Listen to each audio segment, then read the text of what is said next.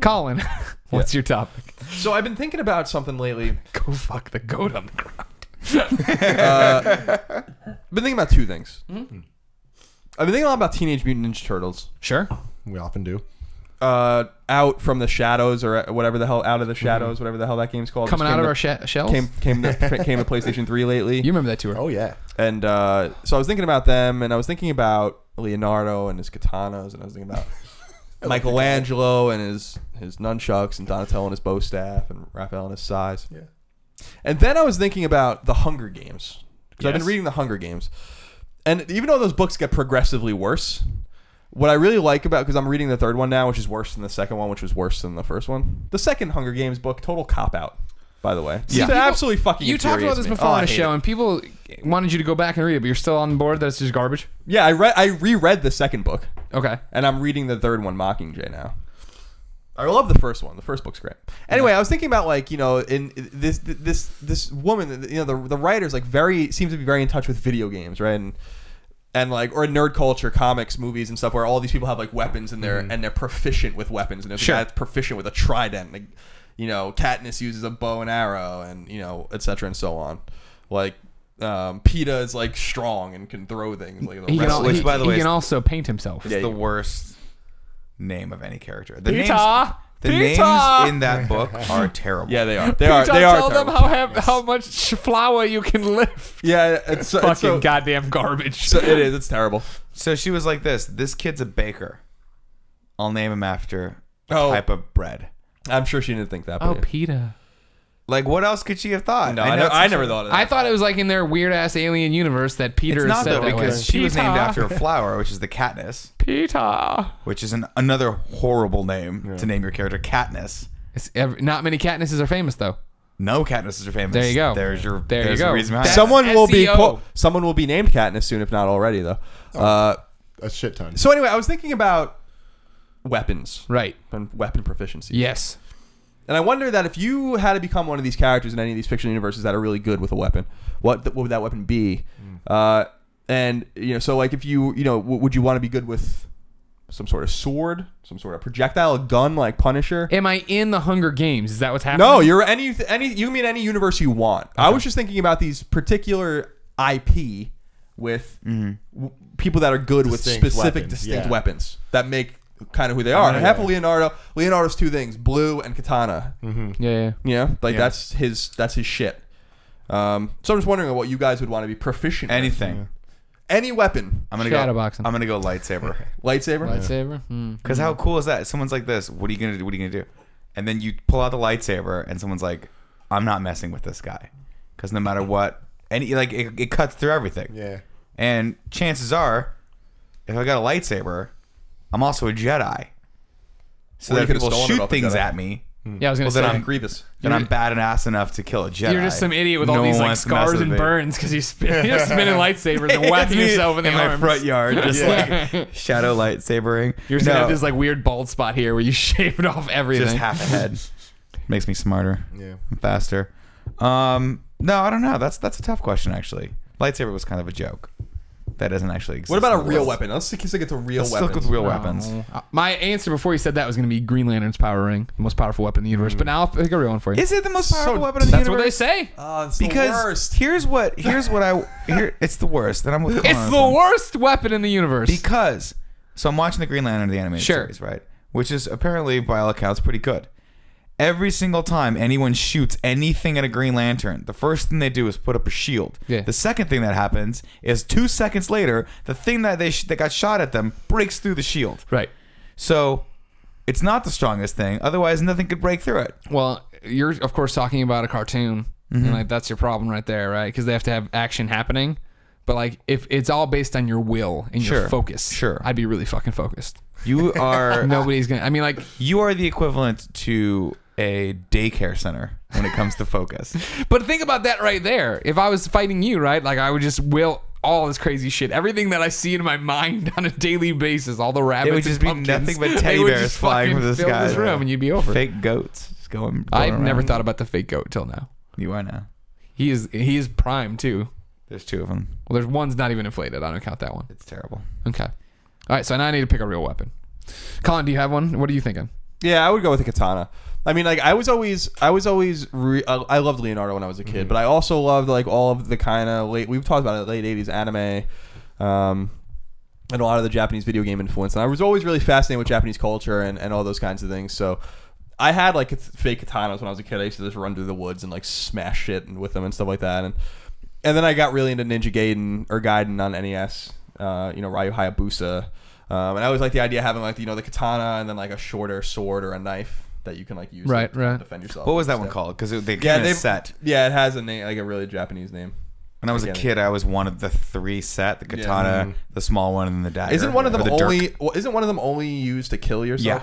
Well, I figured if I'm going in, I'm going all the way in. Yeah. If I disgrace my family's honor, I'm gonna take out my innards. So yeah, I don't want a katana. Not like Leo. He has 2. I would want 1.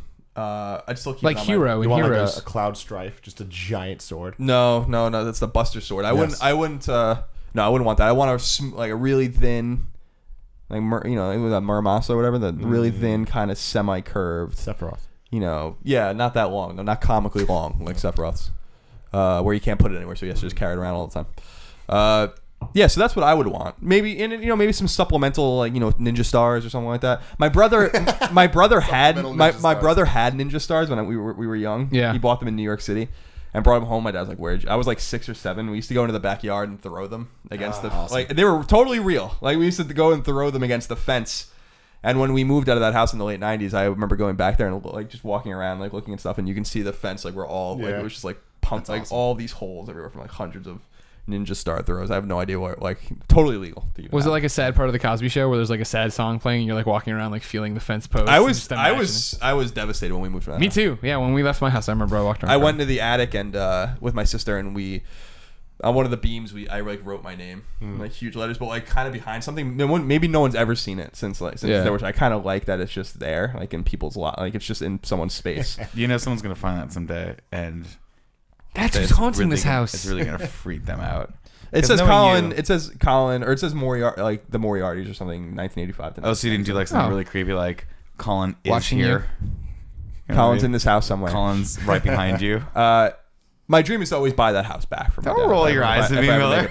Don't roll your damn Colin eyes. is here. So yeah, so katana. Okay. Maybe have some ninja stars in a little pouch. What if you had to do a supernatural, like some sort of a weapon that doesn't exist? I feel like lightsaber is just the best answer. Because then it solves the problem of like, oh, where are you going to put it? It's a little tiny thing. You can put it wherever you want. Yeah, Green Lantern smaller. I like the idea of a lightsaber, but it's Star Wars, and I don't want to be super attached to that universe. Yeah. If you had to pick something though, that wasn't practical, not a real weapon, any imaginary weapon. Ooh, I take it back. I want a nunchuck with 2 shotguns on the end. I would go Harry Potter wand. Wand. I would like to be like kind of a more passive person in a fictional universe, be like Dr. Wily or the Cylons in Battlestar Galactica, where I'm building my own robots. weapons that I wouldn't worry about. Like the Centurions in Battlestar, which were the old Cylons before the conflict with the humans 40 years before the show began. Those are some pretty OG robots. They will fucking destroy you. Yeah, they're all so good, dude. These are terrifying. That opening scene in the Battlestar miniseries before the series. You've seen that? Oh yeah. When they walk onto the space station. Oh my god. And that was so cool. Have you seen it? Battlestar, no. Oh god, that's such a good scene. It's so good. I love that show. For so many reasons. So they have this great. They have this. The way they built it out, the way they set up Battlestar. I'm not spoiling anything. This is the very first. Actually, it's not even the first episode. It's the miniseries. Miniseries that they did. It starts every year. They meet, like the humans send an ambassador out to this far space outpost, and they wait. And every year for the last like 40 or 50 years, no one's ever showed up. And they're waiting for the Cylons that they had a war with 50 years ago to show up in case they wanted to talk or anything like that. Yo, bro, what's up? And it never happens. We've been doing some except for this shit. one time when, so finally they're there, and someone shows up, and it's Trisha Helfner, who plays one of the types of Cylons that number there is. 6. She's number 6. Number 6. Smoking hot. If you've never seen Trisha Helfner, Google it. You're welcome. She comes in. She delivers like 2 lines, and then I think she starts like making out with the guy. Awesome. Which is like, the guy's like, this is, and he's totally taken aback and he doesn't understand what's happening. And then it fades out to the outside of the ship, and the Cylon ship that's there launches missiles and destroys everything, including Trisha Helfner. So the whole thing you just see missiles come because why not? Yeah, I guess. Well, that's all part of the story. Yeah, well, it's all part of the story, but that was the most powerful thing, is that it killed everything, thus meaning that their lives mean nothing. Yeah. Like that's how strong of hardcore an these adversary Cylons are. they are. Yeah, Zero which fucks is really given. cool. Oh, it's so good. God, it was so good. I know. I want. They did Caprica. They're gonna do another. They're gonna do a movie. I'm They're done doing. with it, They're Colin. doing a movie too. But like, the idea behind that series, and I'm not talking about the late 1970s, early 1980s Battlestar Galactica, which is fucking terrible. I'm not talking about that. I'm just talking about the idea behind the new Battlestar Galactica, which takes like a very old science fiction trope, which is like robots turning on the people that made them. It's like Terminator. But doing it in a very clever way. Like I tried to get Greg to watch it, and he didn't. It didn't click for me. It didn't click for him. You It's know how hard. I am, My science wife didn't fiction. like it either. But like, How long is this? How long is it's this? It's 4 seasons. It's long. It's because it's about like because the important context about that scene, which I love, is that the humans created robots that turned on them. They felt enslaved, and they fought this war, and then they disappeared. They just like signed an armistice and went. And the place is called the Armistice Station, where they go. And they're supposed to meet every year just to make sure everything's cool. But the Cylons do never show up for 50 years. Like no one's ever seen the Cylons. But the Cylons have been plotting. I mean, that's like the whole missing thing is the Cylons have been slowly plotting. Yeah, that's why it's like To like come back and destroy everything. So when they come back and they destroy the space station, at the same time they're attacking the colonies, like all the planets that the humans are on, and destroy all of them with nuclear bombs. And the only people that are alive are the people that are in space. So like there's like 50,000 people in space in transit between the planets, and they just happen to be like alive. And so this show is about the Cylons following them and trying to kill them. Right. And I think that's like, and it's great. Oh, there's it's one so space. There's one carrier, it's like space carrier, basically called the Battlestar, that was being decommissioned, so it was in space, but that like doesn't have any ammo, doesn't have any supplies for people. It's not has a networked skeleton either. crew, and the only reason why it is allowed, like it actually survives, is because they upload a computer virus that The basically Galactica. the Galactica. Battlestar is a type It's a of show. Battlestar, like a destroyer. And Galactica is the name of it. They call it Galactica, not the Galactica. It's just called Galactica. But the cool thing is, the reason why this ship survived is because in the original war, the Cylons were able to infiltrate the computer systems of all the ships, so they had to go back to the analog age. And so everything is like printouts and like actually has to be corded and things like that, because they can't have any complex network systems. Otherwise, the Cylon could infiltrate them and do what they do in the beginning of the show, which is shut down the defense mechanism. They basically shut down the ships and then just come out. So as their fighters are coming toward, they just start drifting out into space, and they just have to watch as the ships come and just destroy them, which is terrifying. And of course, then you've just got the Battlestar Galactica, which is like, then the crew has to mobilize and try to save as many people as they can. But that's actually not the brilliance of the show. The brilliance of the show is the politics that happens when they finally form the colony, when they find a bunch of other ships, and they have to elect a government because they've got 50,000 people that have to be governed. Some of them are prisoners. That's an awesome episode, a story arc, right? And it's like, what do we do in space? Are these people still prisoners? There's no Earth. There's no like colonies left. Like, yeah, it's really, really cool. And then there was a couple of seasons where there's at least one half a season there where it's just complete filler. Yeah, which was totally shit. When like Jamie's fat. Yeah, we won't. We want. I want to. You really should watch it. It's all on Netflix. But eventually, like a lot of like it becomes political and then religious, which I think is really religious cool. undertones are and like the Cylons have a religion, and the Cylons are robots, so they're not even they're sentient, but like they're not even like they think they're sentient, and like they're monotheistic, and the humans are polytheistic, and like it's all about. And then the humans have this mythology about a 13th planet called Earth, and which is this place or whatever, obviously, and like they're trying to find it. Like so, it's like it becomes like all of this like it's just so good, and like you learn about why the Cylons don't care about themselves, and you know they basically can live again, and like all this kind of like it's cool. It's kind of Skynet-ish in a way where they become self-aware during the first war, and then they actually start creating themselves, and then they're smart enough to create better versions of themselves, and that's like when the war happens. So it's like kind of it takes like again like those old Isaac Asimov like sci-fi tropes, it's and like really and cool. really like does cool shit with them. That show is excellent. Just hang in there. Excellent. If you're gonna watch the show, and I think it starts awesome too. Like I think it does. It dips fast though, because they basically get their asses handed to them for the first like 2 episodes, and then it's about survival, which I thought was one of the coolest parts of the stories. But it gets a little slow, and it is a little hard to watch. They didn't have a lot of budget, so there's like only 3 hallways in Galactica. Yeah, it is a sci-fi show. Sci-fi channel. It's a sci-fi channel show, and they don't have a lot of they reuse shots a lot. So if you marathon it, you're gonna see the same shot of the ship's like going sideways in space and like blowing away the Cylon ship. But it's really, really cool. Yeah, that was a total tangent. Sorry. That's It's fine. Sorry about That that. Battlestar. Great Weapon fellas, you great wanna use. fellas One of my there for a minute. favorite shows. I just blanked out. What are we doing? No, I'm fine. Are you hammered? It's shocking that you don't like the show. You know me, I don't like space all that much. Got a problem with it. What's wrong with space? Superman It's flies through boring. space. Yeah, and it's boring. I don't like it when he's Kryptonian. I don't like it when he's American. I see. I like Again, when he's that's from not, Earth. not to do a call An back to Earthling. Invincible, but there's a great quote in there because that's one When of in the things. doubt, throw him in space. Well, there's that, but then remember, like he goes, I think he flies past the guy that's dead that he threw in space, and he's like, "What would we do without space? What would superheroes do without space?" Because that's like always, he's always throwing about. It's great. Brian Altano was giving me shit today because he said, "Oh, did you watch that Fargo last night, the TV show?" And I said, "No, man, I just don't have enough time. I don't watch much TV. You know what I mean? Keep it to Walking Dead, some AMC stuff, Sure. Game of Thrones, or whatever." And then like 15 minutes later, we were talking to somebody else, and I was like, "Oh yeah, last night I watched on Netflix this Triple H documentary."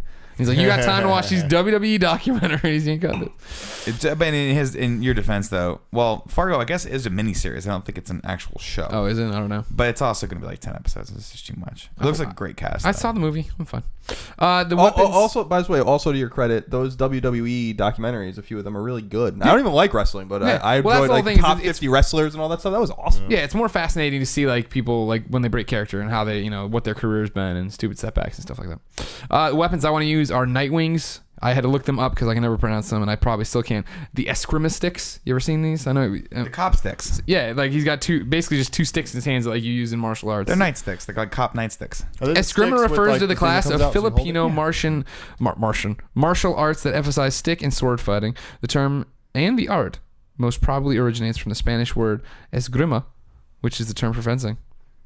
So there you go. I know. He's got like something. He can throw them occasionally, and they have like a line that comes out of him and stuff. Oh, cool. But it seems cool. You see him in Arrow too. They're always doing like tick, tick, tick, tick, tick, with them. That'd That be cool. Emmy award-winning television That program. Emmy award-winning Arrow on the C-Dubs. You cannot transition from your Battlestar Galactica 2 hallway show and then Battlestar immediately is throw so much stones. better than I'm Arrow. not saying one. I'm not even arguing. Clearly, Battlestar is onto something. I think so is Arrow. I'm just saying, don't be like all of a sudden hating.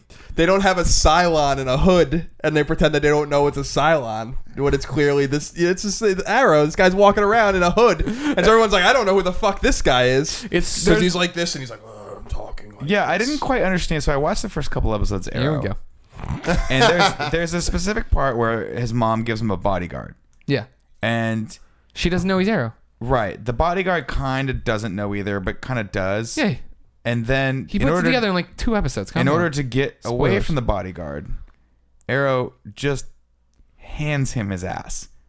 In that, remember when it's like Yeah. it's a party? Yeah. And he's like, I can't think of any way to get around this guy. So look, and then just lays him out. And then the next day, the next episode, Yeah. they act like it never happened. Right. When you I stopped watching it. when at that you point. guys, you know, you and I would understand this because we're not on their testosterone level. But when you are John Diggle, you've seen some shit in Iraq, Yeah. and you've come back now to be a bodyguard, and then on the other side of the fence, you got Oliver Queen, Yeah. stranded on a desert island, Yeah, now hardcore. back ready to fuck shit up. Deathstroke. Deathstroke's, yeah, he's a part of this, but he's not in this. I'm saying I just right wanted now, to say one that. on one. You get these guys one on one. You hit one of them hits the other person. They respect that. Oh, it's It's like, like prison yard rules. It's like how you and I trade verbal barbs to show how much we like each other. we do. Scumbag. We do. I When he called you a appreciate scumbag. You scumbag. that. Is not how We it talked about works, that at the Greg. back show. I know. It is not how it works. You want to be upgraded douchebag. I don't want to be upgraded to douchebag. I'll stay scumbag if I have to. Better to be a douchebag. Scumbag than a to me is scumbag. actually- Scumbag is so derogatory. But he's our Douchebag scumbag. just We love you, Nick. You're great. You got a beard. the worst. It's the worst. I don't want either. I don't Tim, want did either. you say what weapon you're using? No. I would like Scythe, but I feel like that's, being held down by death. And Sure. I wouldn't want to be another. You don't guy want with to start Scythe. shit with death? Yeah, I don't want to start shit with death. What No, is this? That's Wait, stop. disrespectful. The Grim Reaper, you Scythe. know, the scythe. Oh, okay. Yeah. Also being held down by old school corn and wheat farmers. Yeah. Yes. Big props But to fuck them. No, Also, a little no hard. props to a them. little No hard to props run to corn and wheat farmers. They're- Old school.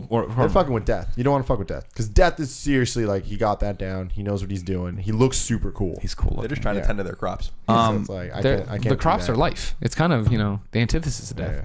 And growing up, I was always the Leonardo of my group. Sure. Big fan of blue. Big fan of the katana. Yeah, me too. Like that's, I think to me that's the easy answer to go to. But I'm gonna go with the bow staff.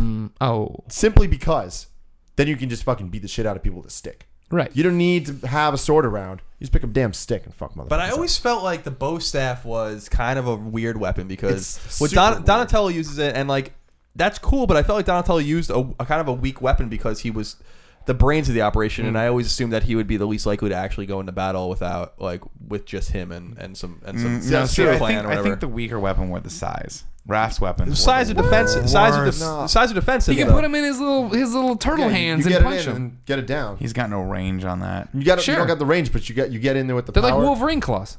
Raphael wins. Also, here's the reason why the bow was the coolest of all the Ninja Turtle weapons. Lay it on me. Actually, the nunchuck was the coolest. The bow was second coolest.